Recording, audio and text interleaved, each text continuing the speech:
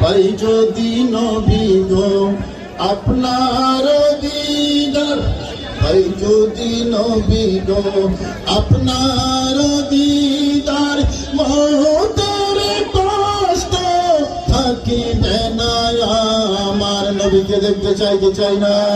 পাই যদি নবী গো আপনার দিদার, মহতের কষ্ট থাকিবে না আমার।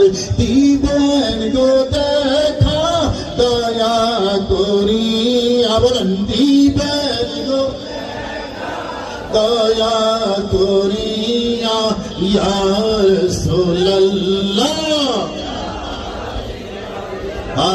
ইয়া রাসূলুল্লাহ।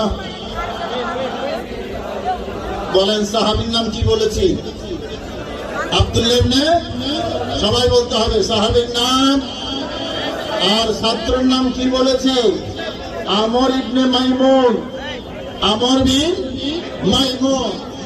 আমর বিন মাইমুন ছাত্র, আমর বিন মাইমুন নবীজির হাদিস শোনার জন্য, নবীর সাহাবীর মুখে নবীর হাদিস শোনার জন্য প্রত্যেক বৃহস্পতিবার আব্দুল্লাহ ইবনে মাসউদের ক্লাসে ওনার মাহফিলে চলে যেতেন, শুধু সাহাবীর মুখে আমার দয়াল নবীর কথা শোনার জন্য। জোরে বলুন না সুবহানাল্লাহ।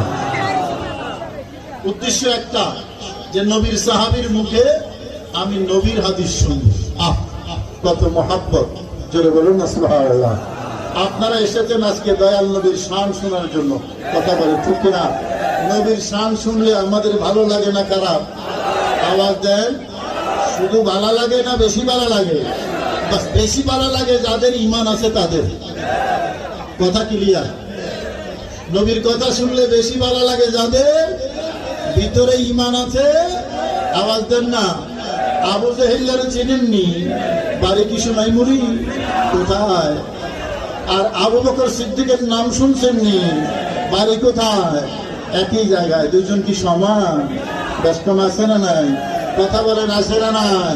হ্যাঁ, একজন জান্নাতের সরদার নাম আবু বকর, আরেকজন জাহান্নামের চ্যাম্পিয়ন নাম আবু জাহেল। ঠিক কিনা? কেন এই পার্থক্য কেন হলো? একজন নবীকে ভালোবাসতো, ভালো লাগতো, আরেকজনের কাছে নবীকে ভালো লাগতো। ঠিক কিনা বাজান?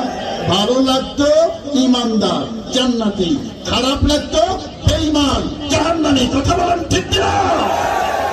সেই রকম জাহান্নামী বর্তমানে আছে না নাই? নবীর